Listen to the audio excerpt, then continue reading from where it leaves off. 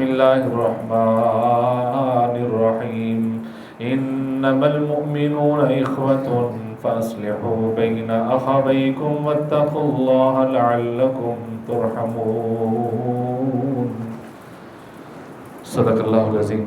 تمام قسم کی تحمیدات، تمجیدات، تکبیرات اور تقدیسات اللہ رب ذوالجلال والاکرام کے لیے، بے شمار لا تعداد انگنت بے حد و حساب درود و سلام سرور کائنات امام الانبیاء حضرت محمد الرسول اللہ صلی اللہ علیہ وسلم کی ذات مقدسہ مطہرہ پر، بے شمار رحمت نازل ہوا اہل بیت پر، صحابہ کرام پر، تابعین اعظام پر، اولیاء کرام پر اور ائمہ کرام پر۔ حمد و ثنا کے بعد یقیناً حضرت محمد صلی اللہ علیہ وسلم کی مبارک زندگی، جس مبارک زندگی نے عرصہ 23 سال کے اندر نہ صرف عرب کا نقشہ بدل دیا بلکہ ارد گرد کی جتنی پاورفل حکومتیں تھیں ان کا نقشہ بھی بدل کے رکھ دیا۔ ان کی زندگی کا ایک ایسا مبارک پہلو میں آپ کے سامنے رکھنا چاہتا ہوں۔ دعا ہے اللہ کریم صحیح بیان کی توفیق عطا فرمائے، سن کر سمجھ کر عمل کی بھی توفیق عطا فرمائے، کہ ان کی تعلیمات، ان کی تربیت کی بدولت کم و بیش 120 سالہ دشمنی محبت میں کیسے بدلی۔ میرا آج کا یہی موضوع ہے۔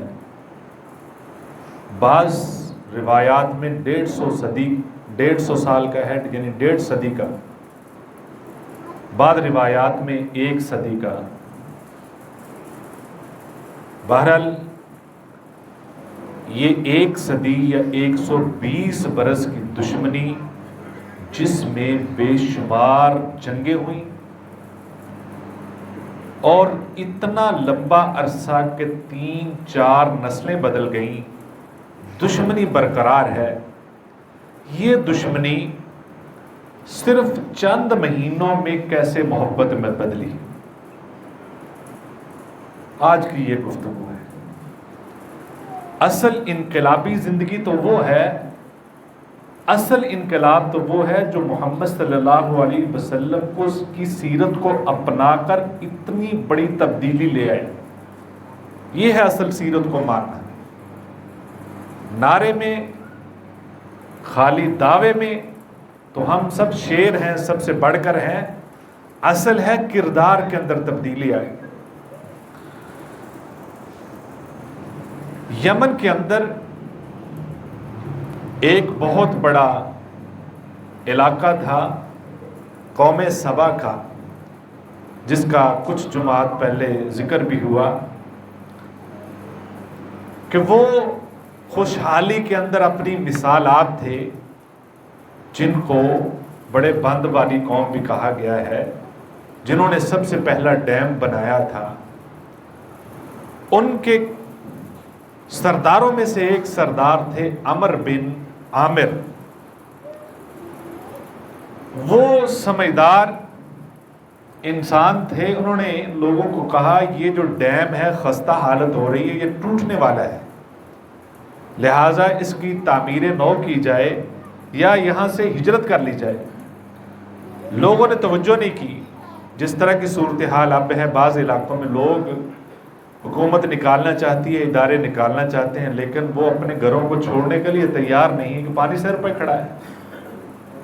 ان لوگوں نے بھی اس کی طرف توجہ نہیں کی، اور عمر بن عامر جو ہے وہ عرب کے شمالی علاقے کی طرف ہجرت کر گیا، اور اس کے 3 بیٹے تھے۔ ایک بیٹے کا نام پہلا جفنا، وہ شام کے علاقے میں آباد ہوا، جو غسان کے نام سے مشہور ہوا۔ دوسرا بیٹا وہ حارثہ تہامہ کے علاقے میں، خوبصورت علاقہ ہے جس کی نبی صلی اللہ علیہ وسلم نے تہامہ کی پہاڑیوں کی مثالیں بھی دی ہیں، اس علاقے میں جا کر آباد ہوا اور یہ بنو خزاع کے نام سے مشہور ہوا۔ اور تیسرا بیٹا حارثہ بن سالبہ، یہ یثرب میں آ کر آباد ہوا، جس کے 2 بیٹے تھے، اوس اور خزرج، اور اسی 2 قبیلے نے آ کر یثرب کی آبادی کو آباد کیا تھا۔ یہ 2 قبیلے تھے جو یثرب کے اندر، مدینہ کے اندر موجود تھے، اور یہاں پہ پہلے یہودی بھی کچھ موجود تھے، اور یہودیوں کے مشہور 3 قبیلے تھے مدینہ کے اندر، بنو قینقاع، بنو نذیر اور بنو قریظہ۔ آپ تاریخ پڑھیں گے، سیرت پڑھیں گے، اس میں 3 ہی نام آپ کو بار بار ملیں گے۔ بنو قینقاع یہ سب سے مالدار اور کنٹرول جس کا تسلط تھا، یہ وہ طبقہ تھا، ان کا کاروبار سونے کا تھا، یہ زرگر تھے، جولر تھے، اور ان سود پہ لوگوں کو پیسہ دیتے تھے۔ اور اسی طریقے سے بنو نذیر ان کی زراعت تھی، اور بنو قریظہ یہ جو چیزیں تیار کی جاتی ہیں، یعنی بزنس سے تعلق رکھتے تھے، مصنوعات سے تعلق رکھتے تھے۔ اور 2 قبیلے جو چھوٹے ان کے اندر تھے، بنو نذیر اور بنو قریظہ، یہ تھوڑے کمزور تھے، ان کا تعلق اوس کے ساتھ تھا زیادہ۔ اوس آخر میں ایک قبیلہ بن گیا، خزرج ایک الگ قبیلہ بن گیا۔ اب اوس اور خزرج کے اندر بھی خزرج جو تھے یہ طاقتور تھے، تھوڑا سا خشک ہے لیکن توجہ کریں گے، جس نتیجے میں پہنچنا ہے وہ بات بڑی کمال کی۔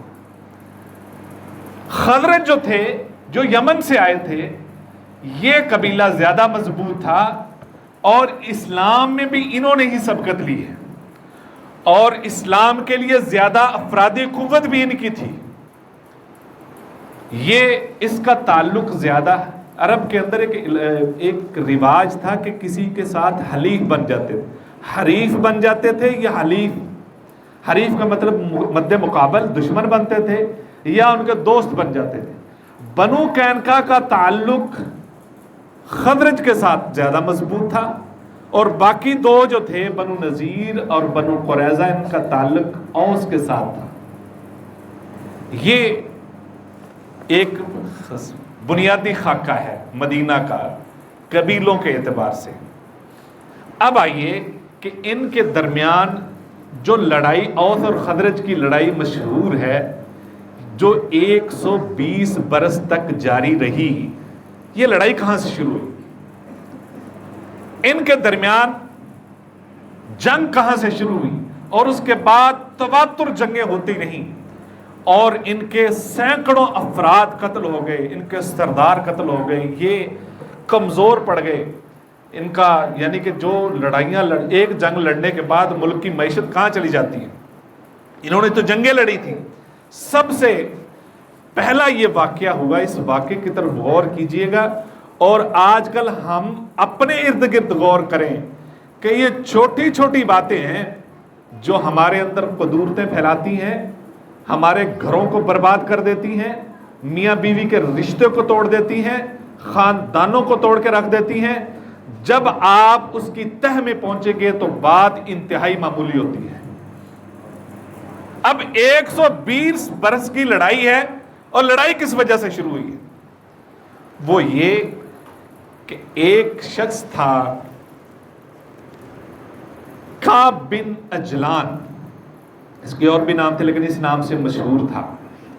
اب اس کی جو تعلق داری تھی یہودی کو دوسرے قبیلے سے، ان میں سے ایک شخص تھا، اس کا نام بھی اس سے ملتا تھا، اس کا نام تھا مالک بن عجلان، یعنی یہ یہودیوں کے قبیلے مالک بن عجلان کو پسند کرتا تھا۔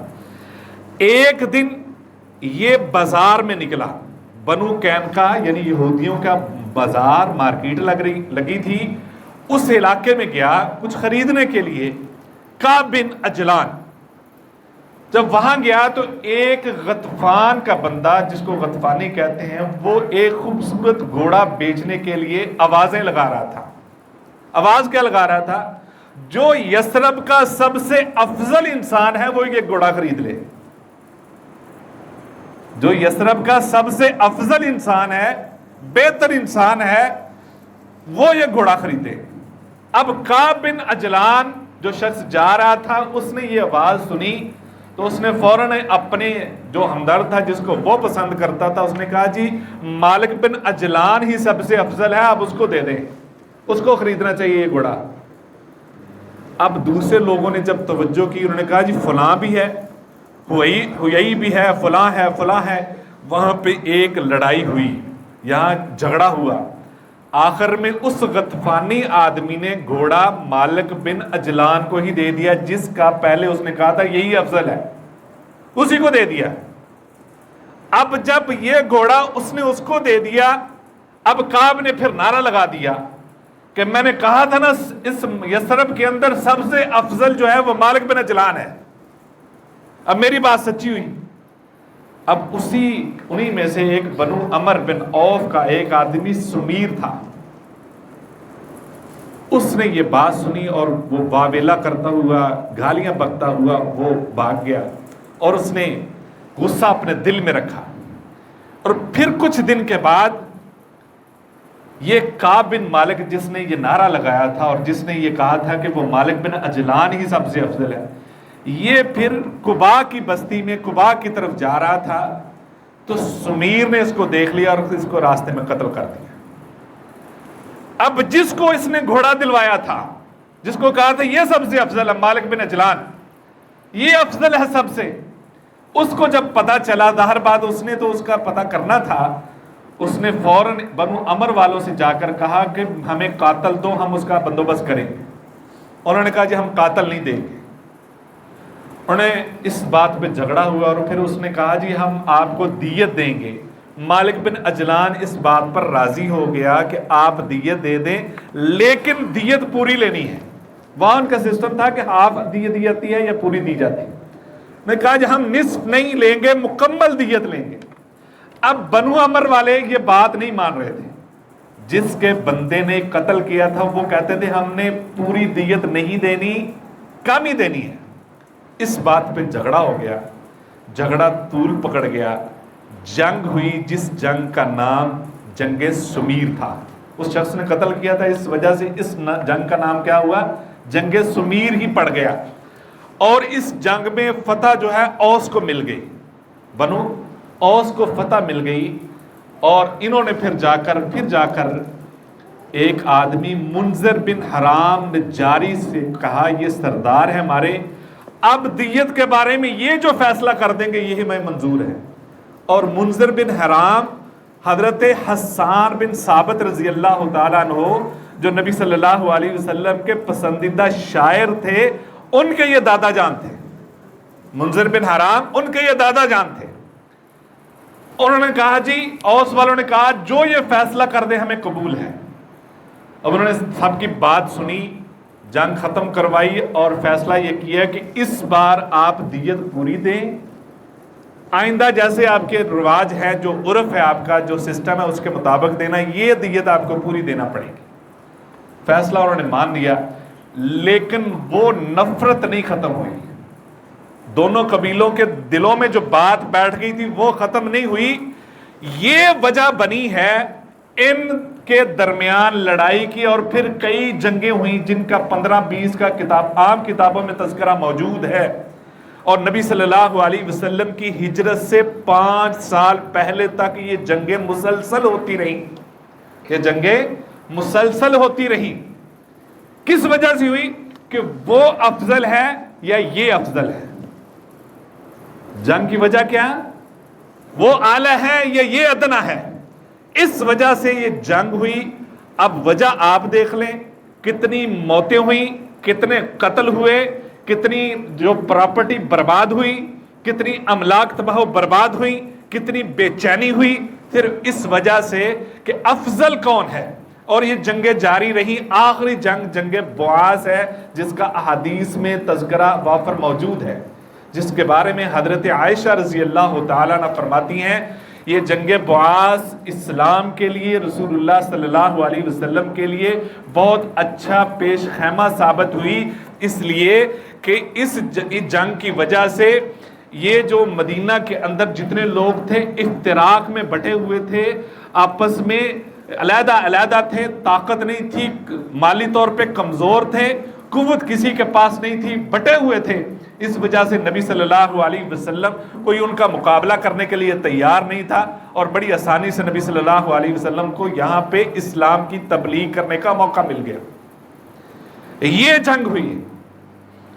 اب یہ جنگیں ہوتی رہی ہیں، مسلسل جنگ بعاث تک جنگیں ہوئی ہیں، جس میں یہودیوں کا بھی اہم کردار رہا۔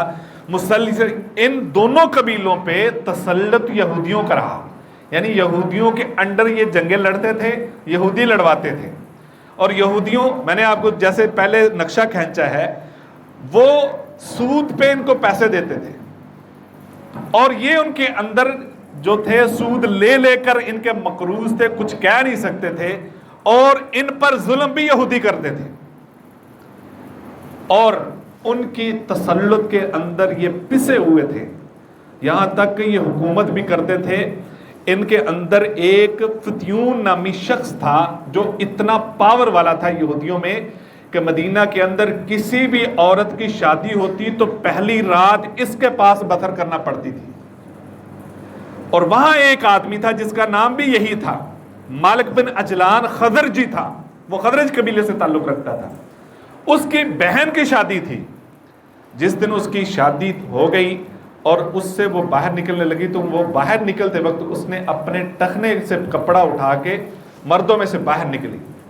مالک بن عجلان خزرجی فوراً اٹھا، اس نے اس کو ناپسند کیا کہ آپ نے اپنے ٹخنوں کو ننگا کیوں کیا، حالانکہ اسلام اس وقت نہیں تھا۔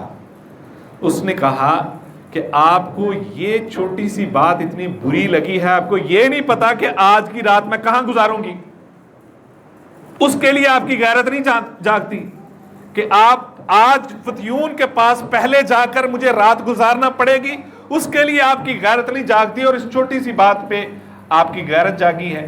یہ بات اس کے دل میں بیٹھ گئی، اور اس نے موقع پا کر اس شخص کو قتل کر دیا۔ قتل کرنے کے بعد شام کے بادشاہ کے پاس گیا اور جا کر یہودیوں کی ساری کارستانی بتائی، اور وہ بادشاہ فوج لے کر آیا، اور آ کر اوس اور خزرج کو انہوں نے تحائف دیے، اور بلا کر آہستہ آہستہ تحائف دیتے تھے۔ پھر یہودیوں کی باری آئی، اور یہودیوں کو بھی اسی طرح تحائف دینے کے لیے بلایا، اور ان کو بلاتا جاتا تھا، قتل کرتا جاتا تھا، اور وہ اس وقت یہودیوں کا تسلط ختم ہوا تھا۔ اور پھر یہودیوں نے مشہور کر رکھا تھا کہ ہماری بربادی میں مالک بن عجلان کا حصہ ہے، اس لیے انہوں نے اپنی عبادت گاہوں میں ابن عجلان کی ایک تصویر لگا رکھی تھی، یعنی اس کا ایک مجسمہ بنا رکھا تھا، اور عبادت کرتے ہوئے اس پر لعنتیں بھیجتے تھے کہ ہماری بربادی اس نے کروائی ہے، یعنی اپنی جو غلطیاں تھیں انہوں نے کبھی نہیں مانا۔ اور یہ لڑاتے کیوں تھے؟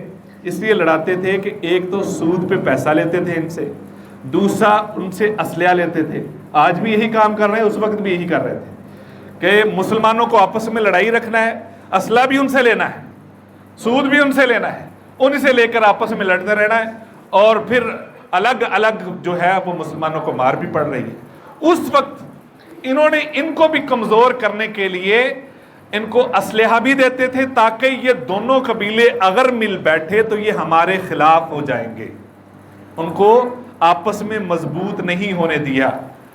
یہ اتنی لمبی لڑائی چلی ہے جس میں ایک دوسرے کو دیکھنا پسند نہیں کرتے تھے۔ جب کسی کو موقع ملتا تھا وہ اوس اور خزرج آپس میں لڑ پڑتے تھے۔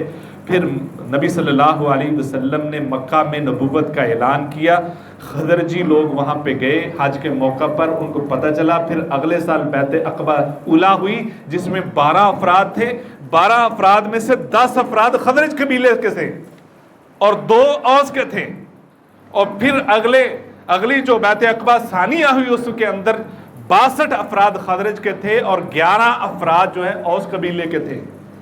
یہ گئے بیعت کی، اور پھر نبی صلی اللہ علیہ وسلم کے ساتھ انہوں نے اتنا اچھا کردار ادا کیا کہ جو سب سے پہلی جنگ بدر لڑی گئی اس کے اندر 195 افراد صرف خزرج قبیلے کے تھے. 313 تھے, 195 افراد صرف خزرج قبیلے کے تھے, 74 افراد اوس قبیلے کے تھے جنہوں نے جنگ بدر لڑی ہے, اور باقی جو ہے وہ مہاجرین تھے. اب آئیے کہ یہ تبدیلی کیسے ہوئی, وجہ کیا بنی تھی, افضل کون ہے, وجہ کیا بنی تھی, اعلیٰ کون ہے.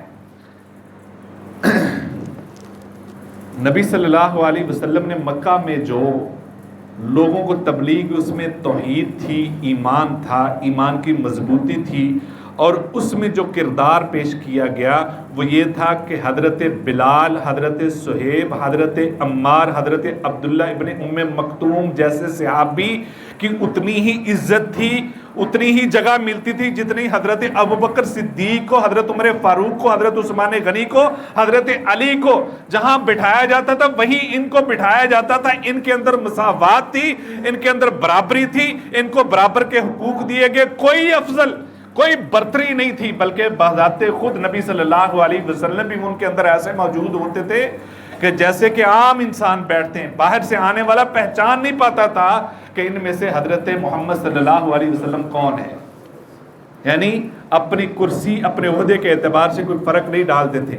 یہ برابری دکھائی, اور پھر نبی صلی اللہ علیہ وسلم نے آ کر رنگ و نسل, اعلیٰ و برتر, ادنا, یہ سارے جتنے فرق تھے یہ فرق مٹائے. سب سے پہلے توحید کے ساتھ ساتھ یہ سارا بتایا, اور پھر ان کے اندر جو محبت پیدا ہوئی وہ کس بنا پہ ہوئی, ان کی تربیت کیسے کی. جو آیت میں نے تلاوت کی, انما المؤمنون اخوۃ فاصلحوا بین اخویکم واتقوا اللہ لعلکم ترحمون, وہ انسان جو 120 برس کی دشمنی کے ستائے ہوئے, جن کے اندر اتنا بغض, اتنا غضب, اتنا غصہ, ان پر قرآن مجید کا اثر دیکھیے. یہ آیت نازل ہوئی, انما اے مومنو تم بھائی بھائی ہو, فاصلحوا بین اخویکم واتقوا اللہ لعلکم ترحمون. یہ آیات نازل ہوئی, ان کے دلوں پر اتنا اثر ہوا, انہوں نے یہ لمبی چوڑی دشمنیاں ختم کر دی. نبی صلی اللہ علیہ وسلم نے فرمایا لا تباغضوا ولا تحاسدوا ولا تدابروا وکونوا عباد اللہ اخوانا. یہ نبی صلی اللہ علیہ وسلم کے مبارک الفاظ تھے. آپس میں اتحاد رکھو, آپس میں بغض نہ رکھو, آپس میں کینہ نہ رکھو, آپس میں حسد نہ رکھو, آپس میں ایک دوسرے سے منہ نہ پھیرو. وکونوا عباد اللہ اخوانا, اللہ کے لیے بھائی بھائی بن جاؤ. وَلَا يَحِلُّ لِمُسْلِمٍ أَن يَحْجُرَ أَخَاهُ, اور کسی مسلمان کے لیے یہ حلال ہی نہیں, جائز ہی نہیں کہ وہ فوق ثلاثۃ ایام, کے 3 دن سے زیادہ کسی مسلمان بھائی سے ناراض رہے. یہ تربیت کی, یہ الفاظ, ہم یہ الفاظ پتہ نہیں کتنی بار سن جاتے ہیں, بلکہ میں نے بیان کر دیے, کوئی فرق نہیں پڑے گا, کسی کو کوئی فرق نہیں پڑے گا. میں نے اب ان الفاظ کو جو پیغمبر کے الفاظ ہیں کہ اپنے دل سے حسد کو نکال دینا ہے, اپنے دل سے کسی بھائی کے بارے میں, کسی بہن کے بارے میں, کسی رشتہ دار کے بارے میں کوئی بغض ہے, غصہ ہے, میں نے نکال دینا, نہیں اثر ہوگا. وہ لوگ تھے جن کے دلوں پر ان الفاظ کا اتنا اثر ہوا کہ انہوں نے زندگیاں بدل کے رکھ دیں. اتنی آسان نہیں ہے یہ بات, اتنی آسان نہیں اتنی پرانی دشمنیاں ختم کر دینی, کیونکہ تانے ملتے ہیں کہ آپ نے اپنے باپ دادے کے خون کو بلا دیے, آپ نے غداری کی خون کے ساتھ. اس طرح کے الفاظ سنتے وہ طیش میں آ جاتے تھے, طیش میں آئے بھی. بلکہ شاس بن قیس ایک یہودی تھا جو بڑا, جس کی قبر میں ٹانگیں تھیں, بوڑھا. ایک دن وہ گزر رہا تھا, اوس اور خزرج کے سارے لوگ ایک جگہ بیٹھے, مسجد نبوی میں یا کسی چوراہے میں بیٹھے, اتنی پیار محبت والی باتیں کر رہے تھے. وہ لگ ہی نہیں رہا تھا یہ اوس اور خزرج کے لوگ ہیں, ہنسی خوشی اور پیار محبت والی باتیں کر رہے تھے. یہ اس کے دل میں اتنا حسد پیدا ہوا, اور یہ اندر ہی اندر غضب سے مر گیا. جا کر فوراً ایک نوجوان کی ڈیوٹی لگائی, جاؤ جا کر ان کے درمیان بیٹھو, اور جنگ بواس جو ابھی ریسنٹلی, جو نبی صلی اللہ علیہ وسلم کی ہجرت سے 5 سال پہلے ہوئی تھی, آخری جنگ تھی ان کے درمیان, اس جنگ کے واقعات بیان کرو، اس جنگ کی جو جتنی، وہ بھی ایک بہت بڑی جنگ تھی، اس جنگ کے واقعات بیان کرو، کس کو کس نے قتل کیا تھا وہ ساری باتیں بیان کرو۔ وہ یہودی نوجوان گیا، اس میں بیٹھا اور اس نے گفتگو کی، یہاں تک کہ اس نے اتنا بھڑکا دیا کہ وہ آپس میں ایک دوسرے کے خلاف اٹھ کھڑے ہوئے۔ یعنی یہ اتنی خطرناک آگ ہوتی ہے اسلام کے بعد بھی، یہاں تک کہ انہوں نے کہا آ جاؤ پھر فلاں جگہ پہ آ کر لڑائی لڑتے ہیں۔ انہوں نے کہا چلو، تلواریں نکل آئیں، اسلحہ نکل آیا، لڑائی کے لیے پھر تیار۔ انہوں نے کہا جی ہم دیکھ لیتے ہیں اب کیا ہوتا ہے، یعنی جس طرح کے لڑائی کے موقع ہوتے ہیں، اب دیکھتے ہیں کہ کس نے کس کو ہرایا تھا، حالانکہ اس جنگ میں بھی اوس کو ہی فتح ہوئی تھی۔ اب وہ وہاں پہنچ کے نبی صلی اللہ علیہ وسلم کو خبر ہوئی، نبی صلی اللہ علیہ وسلم فوراً پہنچے اور جا کر ان کو خطاب کیا، وہی الفاظ بیان کیے جو میں نے آپ کے سامنے رکھے ہیں کہ یہ جاہلیت والی آپ کے اندر یہ باتیں کہاں سے آ گئی ہیں؟ یہ باتیں کہ تم نے فلاں موقع پہ ہمیں ہرایا تھا، یہ کر دیا تھا، وہ کر دیا تھا، یہ جو نسبی تانے ہیں یہ تو ایک جاہلیت کی باتیں ہیں، لہذا یہ باتیں تمہارے اندر نہیں ہونی چاہیے۔ فوراً بات سنی اور فوراً واپس پلٹ آئے، اور واپس ہی نہیں پلٹے، وہیں ایک دوسرے کسی کے ساتھ معانقہ کیا، آنسو بہنے شروع ہو گئے، ہمیں شیطان نے بہکا دیا تھا، ہم تو بھائی بھائی ہیں۔ یہ وہ لوگ تھے جنہوں نے نبی صلی اللہ علیہ وسلم کی بات کو سنا اور فوراً قبول کیا، اور آج دیکھیں کتنے گھر برباد ہوتے ہیں صرف چھوٹی سی بات پر، اور بات چھوٹی ہوتی ہے لڑائی کہاں تک پہنچ جاتی ہے، نقصان کتنا ہوتا ہے۔ اس لیے پیار والا، محبت والا جو دین ہے وہ اسلام ہے، اس کو اپنا کر دیکھیں۔ یہ وہ انقلاب ہے جو نبی صلی اللہ علیہ وسلم لے کر آئے، جو چند سالوں میں جس نے مدینے کا نقشہ بدل کر رکھ دیا۔ کیا ہم اپنے گھروں کا نقشہ نہیں بدل سکتے؟ کیا اپنے دلوں کا نقشہ نہیں بدل سکتے؟ بہن بھائیوں کے ساتھ تعلق ٹھیک نہیں کر سکتے؟ مسجد کا ماحول ٹھیک نہیں کر سکتے؟ اپنے اداروں کا ماحول ٹھیک نہیں کر سکتے؟ یہی میرا پیغام ہے۔ وآخر دعوانا الحمدللہ۔